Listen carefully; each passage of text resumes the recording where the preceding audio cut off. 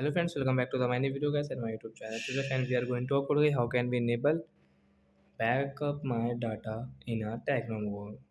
As you want to enable your backup my data setting in your Tecno phone, so how can you enable? Today I will show you guys in this video guys how to enable backup my data setting. Technophone. So first of all guys, open your phone setting to enable backup my data. Then guys, scroll it friends, you can see this type of setting friends. Scroll it friends, you can see system setting guys. Tap here guys, you can see your backup setting guys. Third option, tap here. You want to enable guys, tap here option friends, you can see backup. Now you want to take backup, you can take from here guys.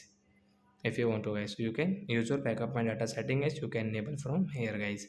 So like that guys, you can enable your backup and data in your Tecno mobile. So that's it guys, thanks for watching the video friends. We will meet on next video guys with new topic guys. Before going guys, please go and like the video, subscribe the channel. Bye bye friends, thanks for watching.